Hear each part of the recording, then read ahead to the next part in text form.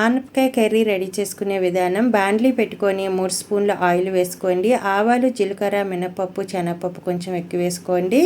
దీంట్లో ఆనియన్స్ 2 చిన్న చిన్న ముక్కలు కట్ చేసి వేసుకొని కొంచెం కరివేపాకులు కూడా వేసి స్టవ్ని లో ఫ్లేమ్లో పెట్టి ఒక 5 నిమిషాలు ఫ్రై చేసుకోవాలి.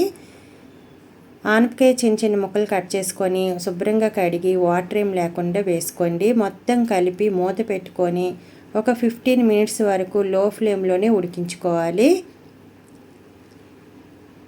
మిక్సీ జార్లోని కొంచెం కొత్తిమీర, కారానికి తగ్గట్టుగా పచ్చిమిర్చి ఒక 5, వెల్లుల్లి రెబ్బలు ఒక 5, 1 స్పూన్ జీలకర్ర వేసి వాటర్ ఏం లేకుండా మిక్సీ పట్టుకోండి.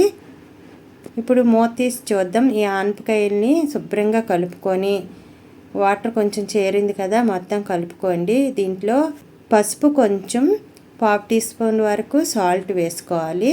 మొత్తం కలుపుకోండి. కలుపుకున్న తర్వాత మిక్సీ పట్టుకున్న ఈ పచ్చిమిర్చి కారాన్ని అంతటిని కూడా వేసుకోవాలి. మూతేం పెట్టుకోకుండా ఒక 10 మినిట్స్ వరకు లో ఫ్లేమ్లోనే ఇలా ఫ్రై చేయాలి. ఇలా బాగా ఫ్రై అయిన తర్వాత కలర్ కొంచెం చేంజ్ అవుతుందండి. డ్రైగా ఫ్రై అయిన తర్వాతే మరిగించుకున్న పాలు మిగడా అన్నిటితో కలిపి 1 కప్పు వరకు వేసుకోండి. మొత్తం కలిపి మూతేం పెట్టుకోకుండా బాగా డ్రైగా అయ్యేటట్టుగా కలుపుకొని స్టవ్ ఆఫ్ చేసుకోండి. 10 మినిట్స్ పాలు పోసిన తర్వాత 10 మినిట్స్ ఉడికితే సరిపోద్ది. ఇలా డ్రైగా అయిన తర్వాత స్టవ్ ఆఫ్ చేసుకుంటే చాలా టేస్ట్గా ఉండే ఆనపకాయ కర్రీ రెడీ అయిపోయినట్టుగా.